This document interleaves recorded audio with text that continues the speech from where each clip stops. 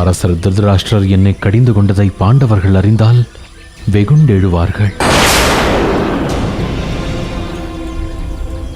மேலும் அவர்களுக்கு ஹஸ்தினாபுரத்தின் மீது இருக்கும் வெறுப்பு பன்மடங்காகும். சஞ்சயரே, தாங்கள் கானகம் வந்த நோக்கத்தை இதுவரை கூறவில்லையே. அரசர் திருதராஷ்டிரர் தங்களை பிரிந்த துயரால் அல்லாடுகிறார். அவருக்கு கண்களாக இருந்து வழிகாட்டினீர்கள். ஆனால் இப்போது தடம் மாறிய குழந்தையாக பரிதவிக்கிறார். அரசரோ தூக்கத்தில் கூட தங்கள் பெயரை சொல்லி புலம்புகிறார். அண்ணனால் என்னை பிரிந்திருக்க முடியாது என்பது எனக்கு தெரியும். இங்கு என் நிலையும் அதுதான் சஞ்சயரே. தங்களை ஹஸ்தினாபுரம் அழைத்து வரவே அரசர் என்னை இங்கு அனுப்பி வைத்தார். அவர் தங்களிடம் மன்னிப்பு கோரவும் சித்தமாயிருக்கிறார். சஞ்சயரே, என்ன பேசுகிறீர்கள்? அரசர் என்னிடம் மன்னிப்பு கோருவதா? அரசருக்கு என்னை கடிந்து கொள்ள உரிமை இருக்கிறது. மேலும் அரசரின் ஆணையை என்னால் ஒருபோதும் மீற முடியாது. அவர் ஹஸ்தினாபுரத்தை விட்டு என்னை வெளியேறு என்றார். நான் வெளியேறினேன். இப்போது உள்ளே வரச் சொன்னால் நான் உள்ளே வருவேன். இப்பொழுது சொல்லு, நீ யார்? எதற்காக இந்த காட்டில் இப்படி பேயைப் போல அலைந்து கொண்டிருக்கிறாய்? நீ யார்? நான் துருபத மாமன்னரின் புத்ரி சிகண்டி. பீஷ்மனை கொல்ல பிறப்பெடுத்தவள். பெண்ணாக பிறந்த நான் அந்த ஈசனின் ஆணைப்படி ஆணாக வளர்க்கப்பட்டேன்.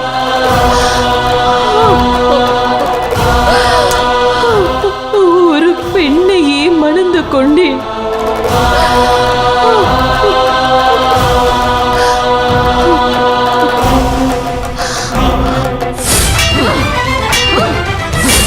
மாங்கல்யம் தந்துராமேணாம் உபஜீவன ஹேதுனாம் கண்டே பத்ராமிம் சுபஹே துவம் ஜீவ சரதாம் சதம் மாங்கல்யதாரணோ சுபமுகூர்த்தோஸ்து சுப்ரதிஷ்டிதமஸ்து சதமானம் பவதி சதாய. துருபதா, பெண்ணை ஆண் என்று ஏமாற்றி என் மகளின் வாழ்வை அழித்து விட்டாயே பாவி!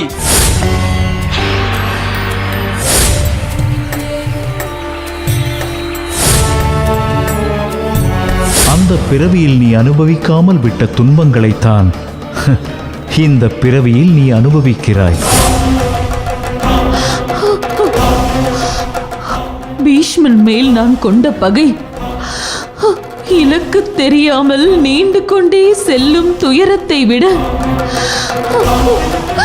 என்னை பெற்றதனால் என் பெற்றோர் சந்திக்கும் அவமானத்தையும், என்னை மணந்து கொண்டதால் என் மனைவி படும் துயரத்தையும் நினைத்தால் எனக்கு நரகத்தில் உழல்வது போல் உள்ளது. சிகண்டினி, உன் கதையை கேட்டால் கண்ணீர் வருகிறது. உலகில் எந்த ஒரு உயிருக்கும் இப்படி ஒரு சிக்கல் வரவே கூடாது. நீ கலங்காதே. என்னால் உன்னுடைய பிரச்சனையை நிரந்தரமாக தீர்க்க முடியாவிட்டாலும் தற்காலிகமாக தீர்த்து வைக்க முடியும். சஞ்சயரே, தாங்கள் எனக்கு ஒரு உபகாரம் செய்ய வேண்டும். சொல்லுங்கள், செய்ய கடமைப்பட்டிருக்கிறேன். ஹஸ்தினாபுரத்தில் நடந்தது எதுவும் எக்காரணத்தை கொண்டும் பாண்டவர்களுக்கு தெரிய வேண்டாம். நிச்சயம் என் மூலம் தெரிய வராது. வாருங்கள்.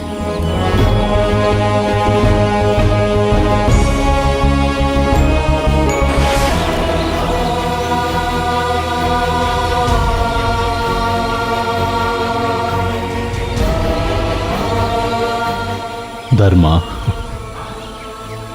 சித்தப்பா, அனைத்தையும் நான் அறிவேன். எங்களுக்காக எத்தனை வேதனைகளை சுமந்திருக்கிறீர்கள். சுமை தாங்கி சுமக்கத்தானே வேண்டும். தாங்கள் ஹஸ்தினாபுரத்தில் தான் இருக்க வேண்டும். உங்களை நம்பித்தான் எங்கள் தாயாரும் பெரியப்பாவும் இருக்கிறார்கள். எங்களை நாங்கள் பார்த்துக் கொள்கிறோம். தாங்கள் அத்தினாபுரம் செல்ல வேண்டும், அதுவே எங்களுக்கு மகிழ்ச்சி. சித்தப்பா,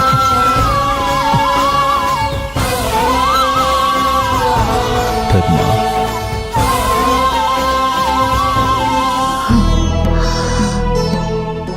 ஏதோ மாயம் செய்து என் பசியை போக்கினாய். அதற்காக நான் நன்றியை தெரிவித்துக் கொள்கிறேன். ஆனால் எனக்கு உன்னால் உதவ முடியும் என்பதை நான் நம்புவதற்கில்லை. ஏன் அப்படி எண்ணுகிறாய்? ஈசனாலேயே என் பிரச்சனையை தீர்த்து வைக்க முடியவில்லை. உன்னால் எனக்கு எப்படி உதவ முடியும்? தெய்வம் எப்பொழுதும் நேரடியாக உதவுவதில்லை. மேலும் நீ நினைப்பது போல் நான் சாதாரண மானிடன் அல்ல.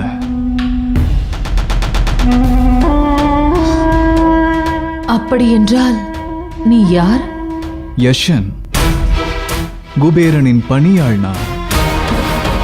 என்னால் நிச்சயமாக உனக்கு உதவ முடியும். இப்பொழுது நீ பெண்ணாய் இருக்கிறாய் என்பதுதானே உனது பிரச்சனை? ஆம். என்னுடைய ஆண்மையை நான் உனக்கு தருகிறேன். உன் பெண்மையை நான் எடுத்துக் கொள்கிறேன்.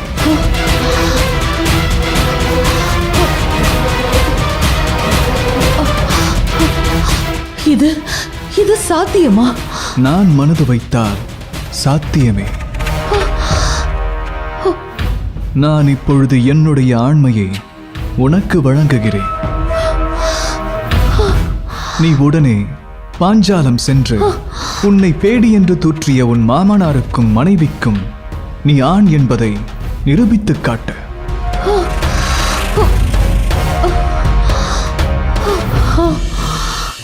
இன்றிலிருந்து எண்ணி 7வது நாளில் நீ மீண்டும் இங்கே வந்து என்னுடைய ஆண்மையை எனக்கு திருப்பி தந்துவிட்டு உன்னுடைய பெண்மையை எடுத்துச் செல் சிகண்டி.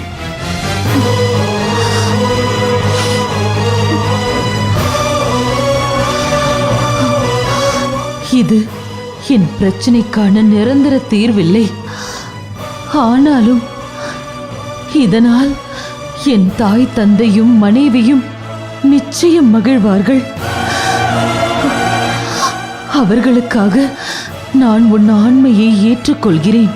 உரிய காலத்திற்குள் நீ திரும்பி வர வேண்டும்.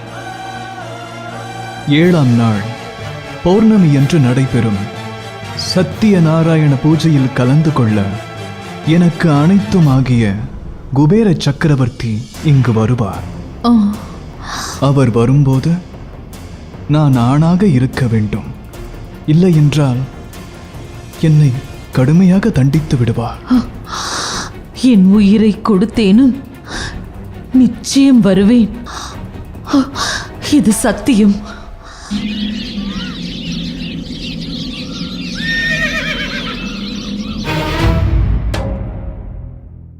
அரசே, சஞ்சயன் வந்திருக்கிறேன். விதுரன் வந்து விட்டானா? தங்களுக்காக வெளியில் காத்து கொண்டிருக்கிறார். உடனே வர சொல்லு. உத்தரவு அரசே. காந்தாரி, என் தம்பி விதுரன் வந்து விட்டான். விதுரன் வந்து விட்டான்.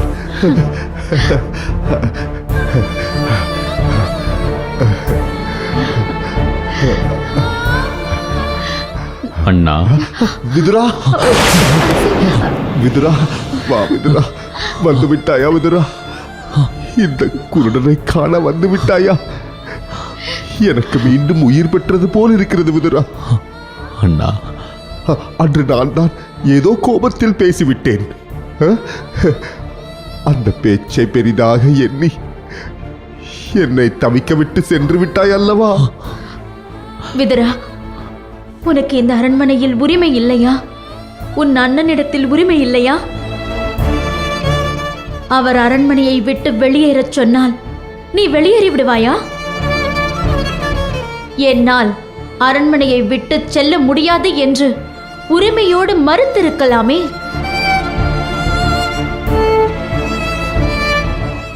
நான் தவறு இழைத்து விட்டேன்.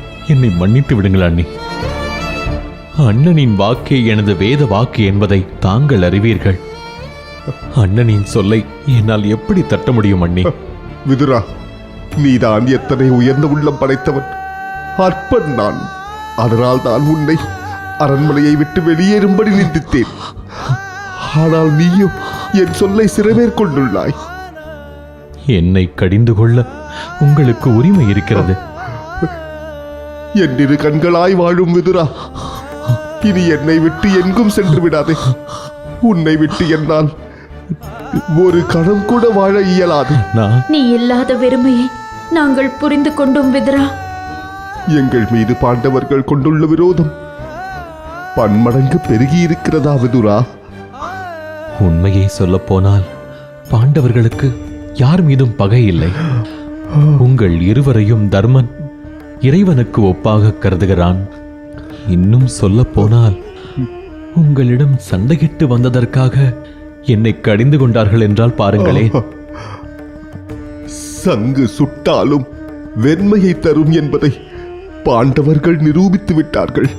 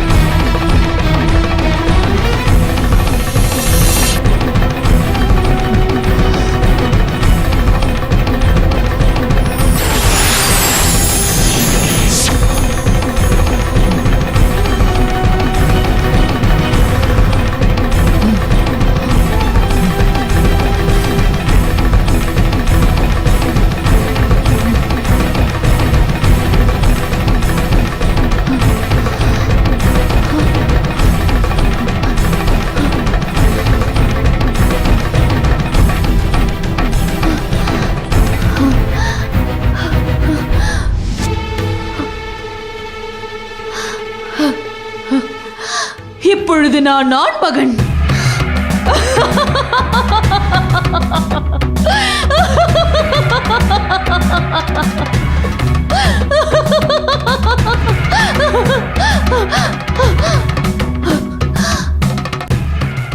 இப்பொழுது நான் யுத்த களம் போகும் தகுதியுள்ள ஆண்.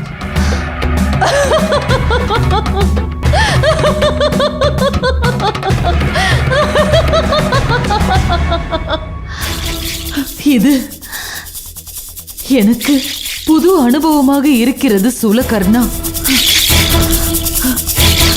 மிகவும் கம்பீரமாக உணர்கிறேன். உனக்கு எப்படி நன்றி பகிர்வது என்று எனக்கு தெரியவில்லை. சிகண்டினி, உன் நன்றியை நினைவினில் நிறுத்திக்கொள். நீ உரிய காலத்தில் திரும்பி வந்தாலே அது உன் நன்றியை காட்டும். ஏனென்றால் இது குபேர மாளிகை. இங்கு பெண்களுக்கு இடமில்லை. நான் பெண்ணாக உருமாறி இங்கிருப்பது குபேரனுக்கு தெரிந்தால் அவர் கடுமையாக என்னை தண்டித்து விடுவார். என் யக்ஷ பதவியையும் பறித்து விடுவார். அனாதையாக ஆற்றலைந்து எனக்கு உதவி செய்த உன்னை நான் வஞ்சிப்பேனா? நான் நிச்சயம் உரிய காலத்திற்குள் திரும்பி வந்து விடுவேன். என் உயிர் உள்ளவரை நீ செய்த நன்றியை நான் மறக்க மாட்டேன்.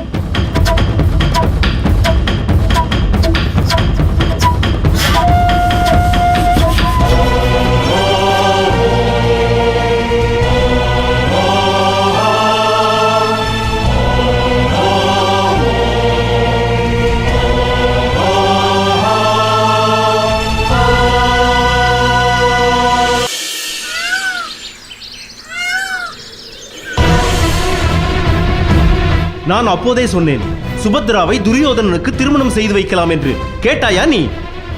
ஏன் இப்போது என்ன ஆயிற்று? என்ன ஆக வேண்டும்? திருமணமான பெண் கணவன் வீட்டில் வாழ்வதுதானே முறை. ஆனால் நம் சுபத்ராவோ பெற்ற பிள்ளைகளோடு பிறந்த வீட்டில் அல்லவா வாழ்கிறாள். கட்டிய கணவனோ காட்டில் வனவாச கோலம் பூண்டு வாழ்ந்து வருகிறான். ஒரு நாளா, ஒரு மாதமா, ஒரு வருடமா, 12 வருடங்கள் தேடி தேடி துயரை அல்லவா திருமணம் செய்து வைத்தாய் நம் அன்பு தங்கைக்கு. அண்ணா, ஒரே நிலை என்பது இந்த உலகத்தில் சாஸ்வதமில்லை. இது தாங்கள் அறியாததல்ல.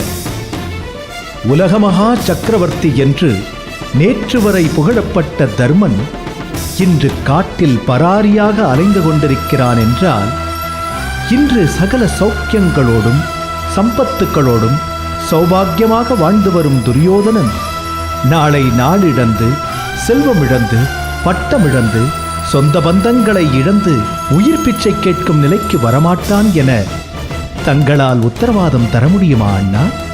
நான் போய் விசாரித்த வரையில் தருமன் இஷ்டப்பட்டுதான் சூதாடி இருக்கிறான். மனைவியை பணயம் வைத்திருக்கிறான். காட்டிற்கும் சென்றிருக்கிறான். கௌரவர்கள் சூழ்ச்சியோ நிர்பந்தமோ செய்யவில்லை.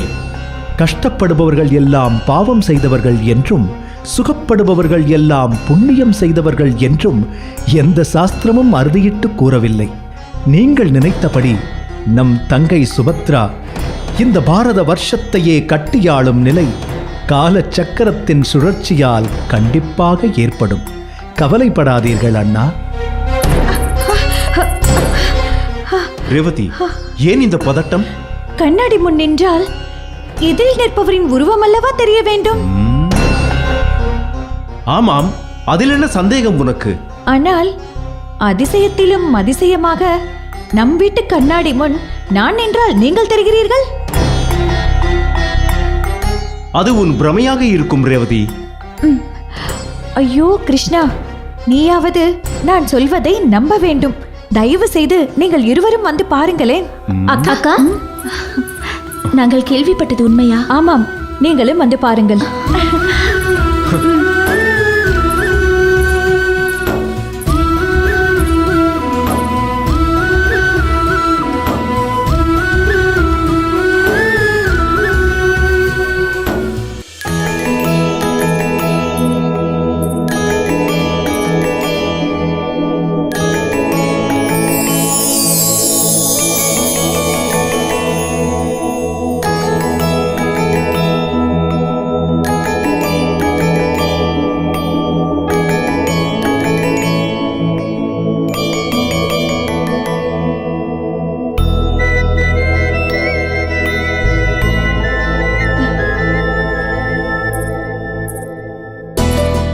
இதென்ன அதிசயமாக இருக்கிறது?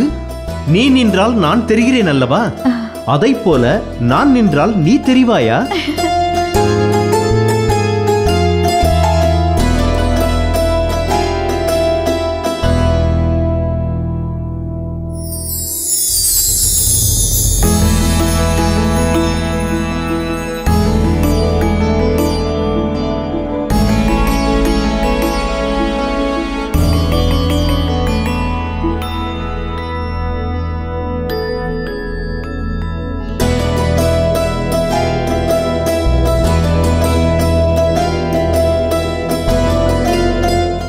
என்ன கிருஷ்ணா, எதிரில் நிற்பவரின் உருவத்தை பிரதிபலிக்காமல் இந்த புது கண்ணாடி ஒரு புரட்சியை செய்கிறது.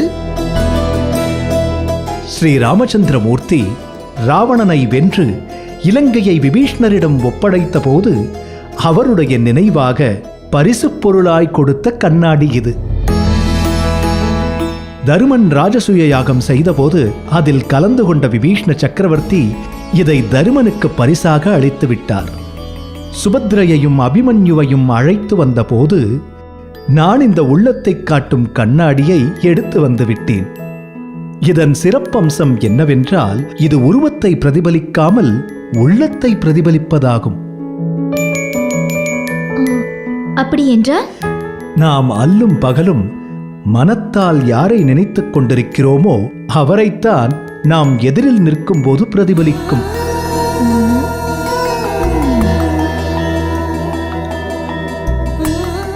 நீங்கள் நின்றபோது அண்ணன் உருவத்தை காட்டியதும் அண்ணன் நின்றபோது என் உருவத்தை காட்டியதும் எதனால் என்று இப்போது புரிகிறதா அண்ணி? சந்தேகம் தீர்ந்ததல்லவா? போய் அவரவர் வேலையை பாருங்கள். அதெப்படி? உன்னை நினைத்து யார் அதிகமாக உருகுகிறார்கள் என்று இந்த பாமாவுக்கும் ருக்மணிக்கும் எப்போதும் போட்டிதான். இவர்கள் வாக்கில் உள்ள உண்மை இந்த அதிசய கண்ணாடியின் முன் நின்றால் தெரிந்துவிடுமல்லவா? மணிகளை கோர்ப்பதைப் போல் பிரச்சனைகளை அழகாய் கோர்க்கிறாய் ரேவதி. உங்கள் பிரேமையின் மேல் எனக்கு சந்தேகமில்லை. நீங்கள் போகலாம். பாமா, ருக்மணி. என் பதி பிரேமையில் சந்தேகம் ஏற்பட்டுவிட்டது. அந்த சந்தேகத்தை போக்காமல் நான் எப்படி செல்ல முடியும்? நீங்கள் கூறிவிட்டீர்கள், நான் இப்பொழுது நிரூபித்து காட்டுகிறேன்.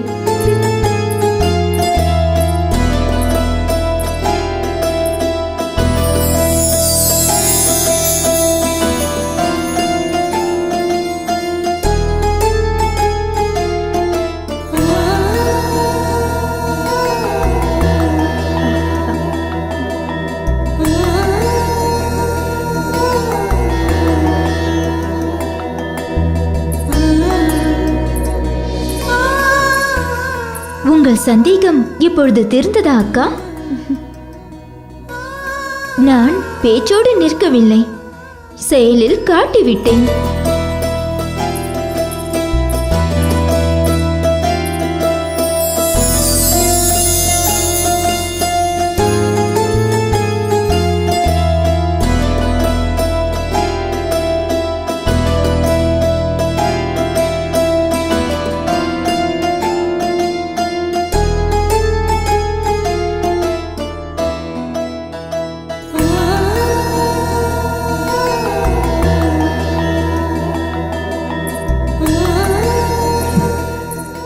நான் தான் அன்றே கூறினேன் அல்லவா, நீங்கள் இருவரும் என் இரண்டு கண்கள் என்று. இப்போது புரிந்ததா? சரி சரி, அனைவரும் அவரவர் வேலையை போய் பாருங்கள். யாரும் போக வேண்டாம். அவர்கள் மனதில் நீ இருக்கிறாய் என்று நாங்கள் உட்பட அனைவரும் அறிந்ததுதான். ஆனால் உன் மனதில் யார் இருக்கிறார்கள் என்பது உலகமறியாத ரகசியம் அல்லவா?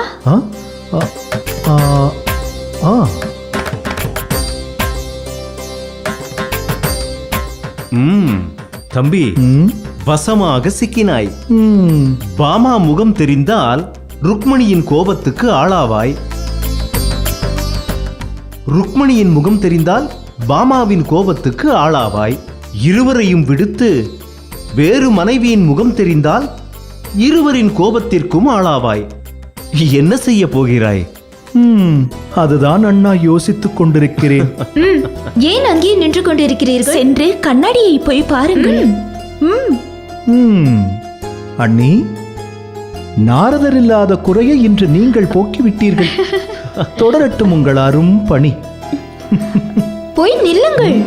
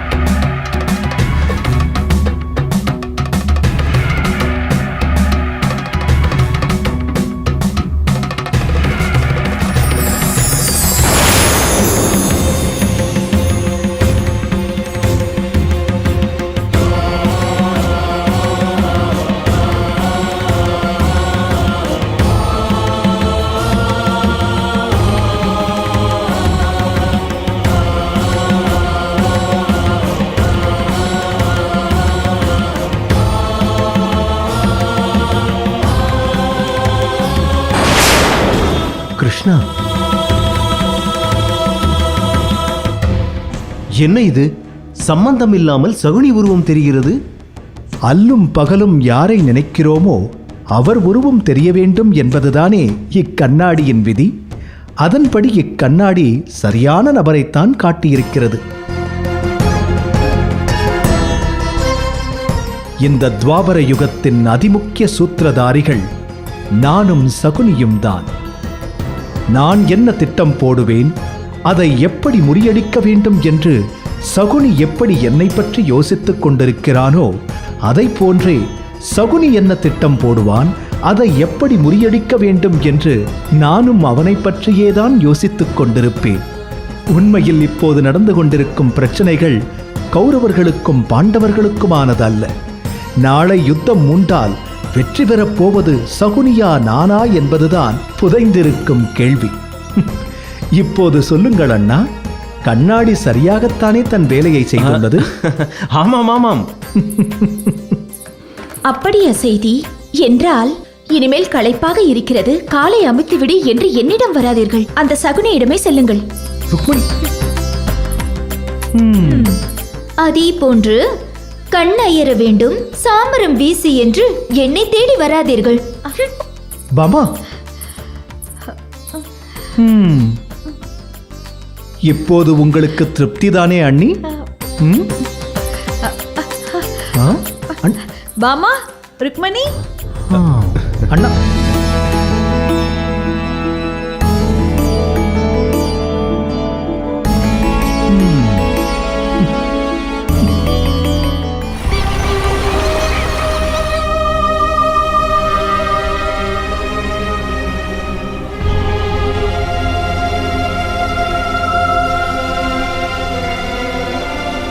அண்ணியாருக்கு வணக்கம்.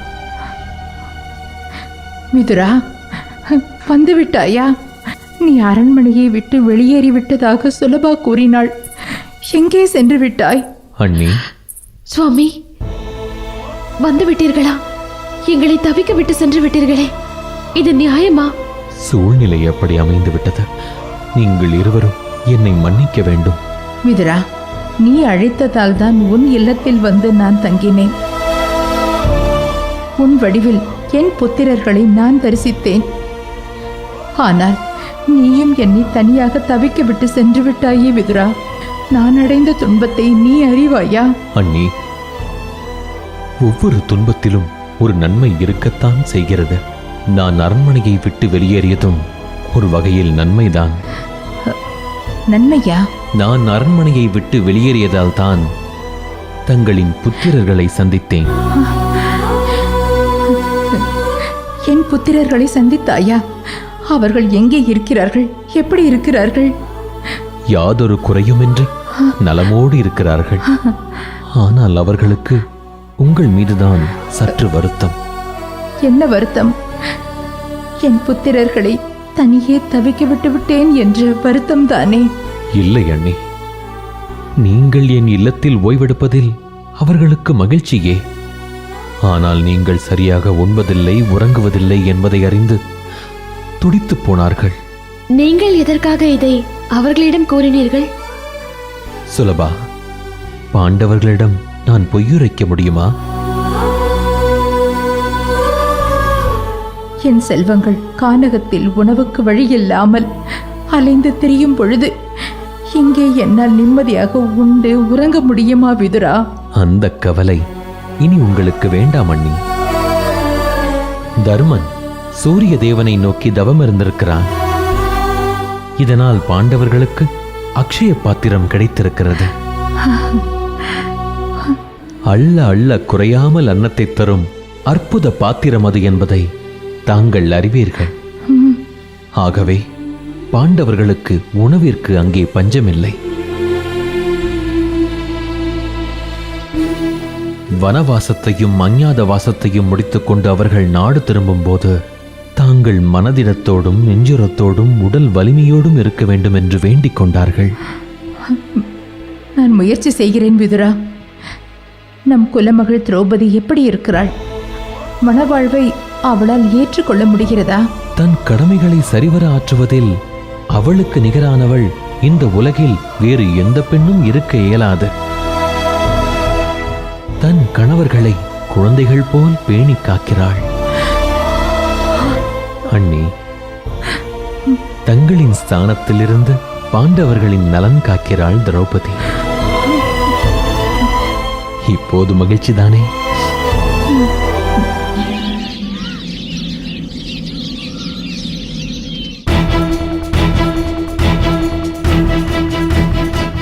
அத்தினாபுர இளவரசர்களுக்கு வணக்கம்.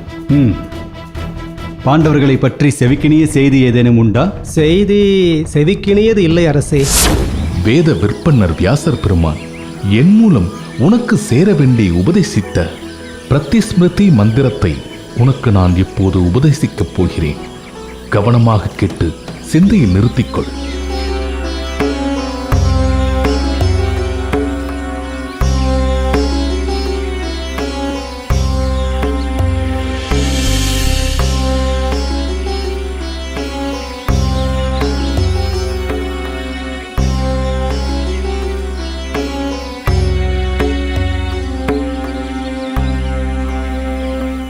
குருவே, உங்கள் அறிவுரைப்படி அர்ஜுனனுக்கு மந்திரத்தை உபதேசித்து விட்டேன். அர்ஜுனா, இமயத்தையும் கந்தபாதரத்தையும் கடந்து இந்திரநீல மலையை அடைந்து இந்திரனையும் அதைத் தொடர்ந்து ஈஸ்வரனையும் நோக்கி உனது அண்ணன் உபதேசித்த பிரதிஸ்பதி மந்திரத்தை உச்சரித்து கடுந்தவம் மேற்கொள்வாயாக. எதிரிகளை வெல்லும் அஸ்திரங்களை இந்திரனின் கிருபையாலும் ஈஸ்வரனின் அருளாலும் பெற்று வெற்றி வீரனாக திரும்புவாயாக.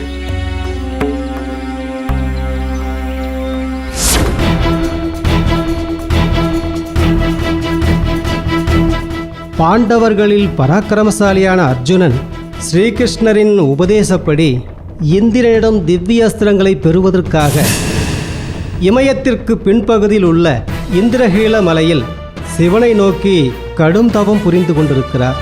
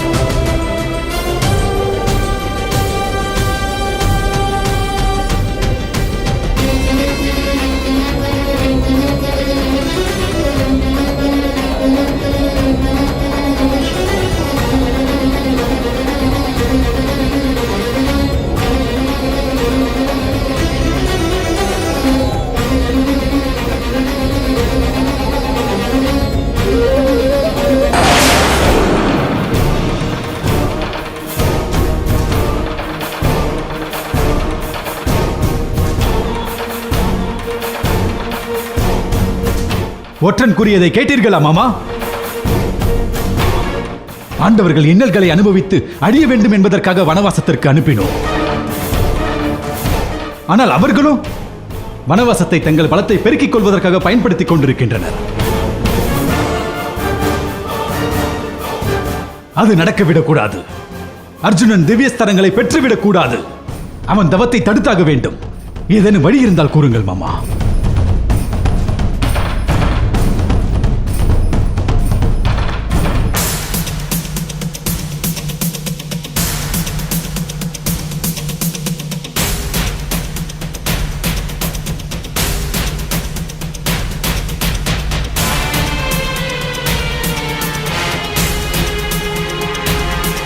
மாமா, நான் இங்கே பதறிக் கொண்டிருக்கிறேன். நீங்கள் பதில் ஏதும் கூறாமல் அமைதியாக நின்று கொண்டிருக்கிறீர்களே. உள்ளத்தில் யுத்தம் துவங்கிவிட்டால் வார்த்தைகள் உயிரிழந்து அமைதிதான் நிலவும் மருமகனே. அப்படி என்றால் அர்ஜுனனின் தவத்தை கலைக்க வழி ஏதும் புலப்படவில்லையா? உன் மாமனுக்கு புலப்படாமல் போகும் வழியும் உண்டோ? மாமா, பேசி பதற்றத்தை கூட்டாமல் வழி என்னவென்று கூறுங்கள் மாமா. அர்ஜுனனின் தவத்தை தடுப்பது மட்டுமல்ல, அவனை அழிக்கவும் வல்ல ஓர் அரக்கன் இருக்கிறார். பெயர் மூகாசுரன்.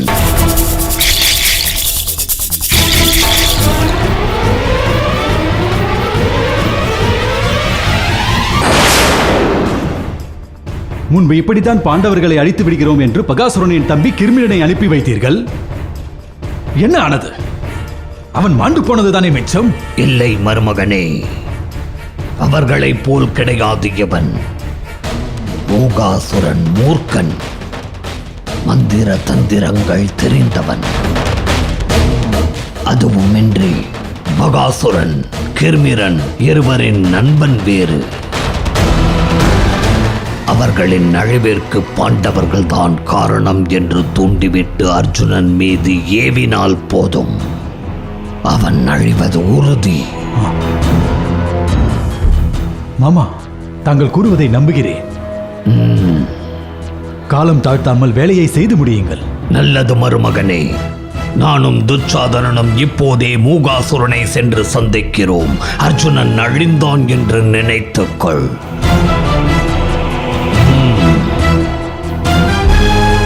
துச்சாதனா, புறப்பட. வருகிறோம் அண்ணா.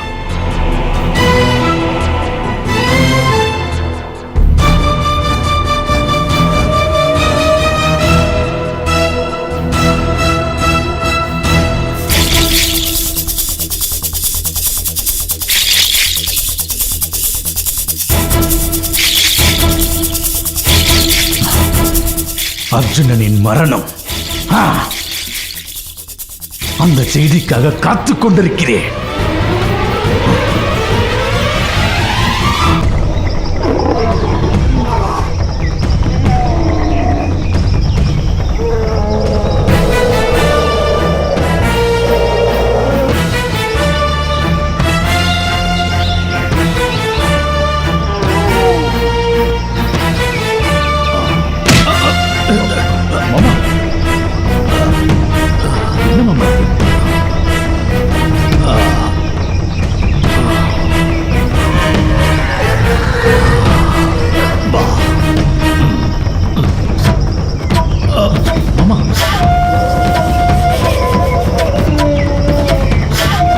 மாமா, ஒருவேளை வழி தவறி வந்து விட்டோமோ? மருமகனே, ஒன்றும் கவலைப்படாதே, எல்லாம் நல்லபடியாக நடக்கும். வா.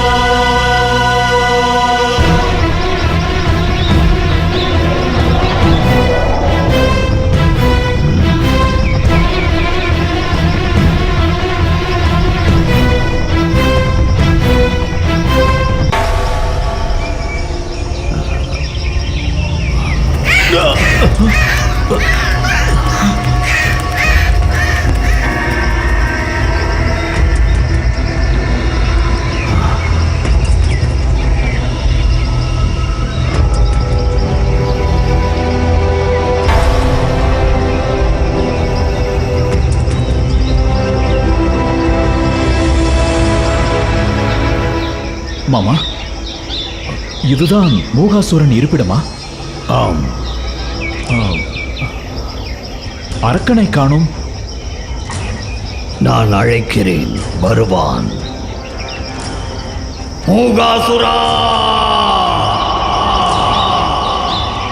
மூகாசுரா,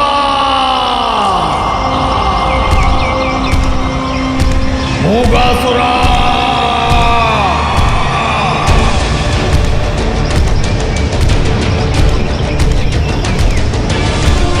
மூகாசுரா,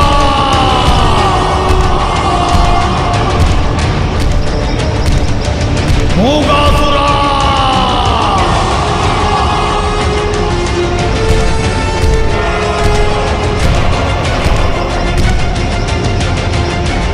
மூகாசுரா.